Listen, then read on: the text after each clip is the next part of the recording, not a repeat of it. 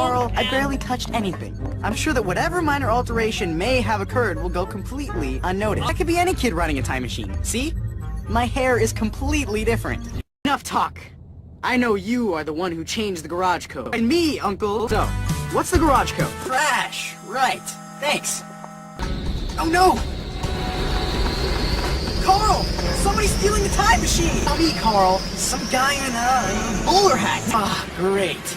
They're gonna find some way to blame me for this. Right. And do you want to know what else isn't funny? Giant ants stole the time machine. You're all wound up. Let's just calm down, take a breather, and watch the sunset. I'm on it. Is Captain Future requesting apology? Shh. All brought to you by Cornelius Robinson. Yep. Yep,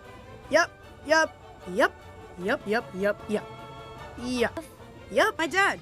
He's an incredibly talented inventor. Some even call him the founder of the future. That's his motto. Yeah. You know, Dad failed way more times than he succeeded, but he kept going and never gave up. And neither should you. And that's why you're gonna go back to the science fair and fix your memory scanner. Seeing your mom isn't the answer to this. That's in the past. Your future is with the memory scanner. Just as I feared, the ship is almost out of fuel. We got a code red on our hands. Soldier, I don't have time to explain every last detail to you. We need to get this puppy back to my house pronto. Carl, this is serious. You haven't told anybody about that, have you? Great. Folks, the big iced tea taste test is history, and the clear winner is Louisiana. In Atlanta, it's Louisiana over Lipton, 65-30. In Birmingham, 67% prefer the great taste of Louisiana. Louisiana's secret? Louisiana just tastes a whole lot better. See how satisfying iced tea can taste. Final tally, Louisiana preferred 2-1. It's the clear winner. I like a day that's not cloudy and a tea that's not cloudy. That's why I like Louisiana. Louisiana's got special tea leaves that keep it clear as a bell all day.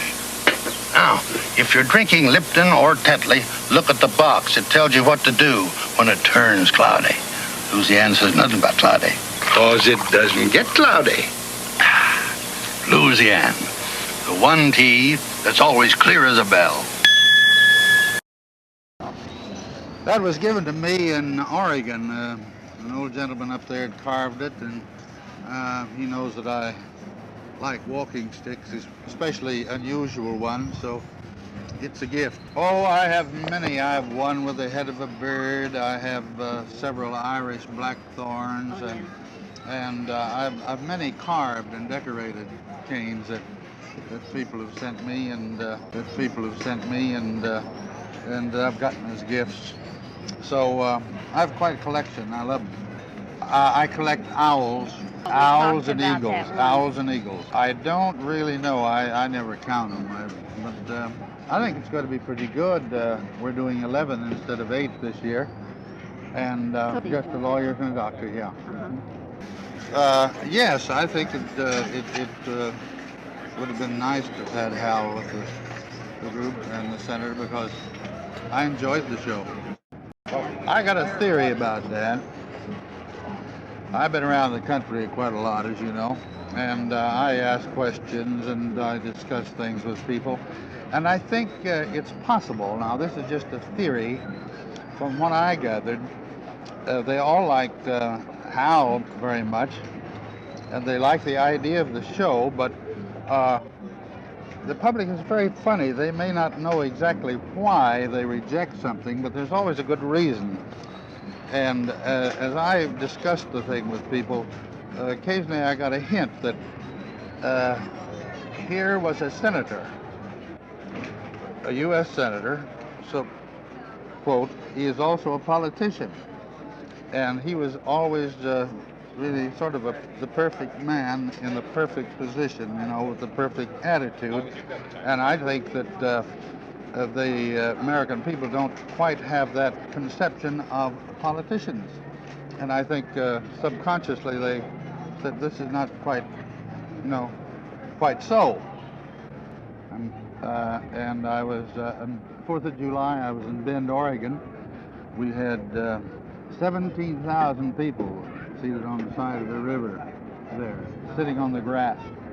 And we had a big time up there. Really celebrated the 4th of July. It all began in a faraway place called Zanzibar, across the bay from the city of Dar es Salaam in East Africa. This is Zanzibar before the trouble started, a lazy island in the tropical Indian Ocean. For as long as anyone there can remember, the people have always raised spicy cloves and been ruled by sleepy sultans. The latest and greatest of them all was the Sultan Majid. The Sultan enjoyed his power because he truly cared for his people. He kept them busy and prosperous by building the biggest clove industry in the whole world. The harbor at Zanzibar was not very deep, so ships had to anchor far offshore. Day after day, the porters waded through the water to take the cloves out to the great ships. Year after year, the people of Zanzibar grew more and more cloves for the people of the world, and the lines of porters grew longer and longer. It was a still, moonlit night when the Aban Khan led the angry farmers on a most evil mission.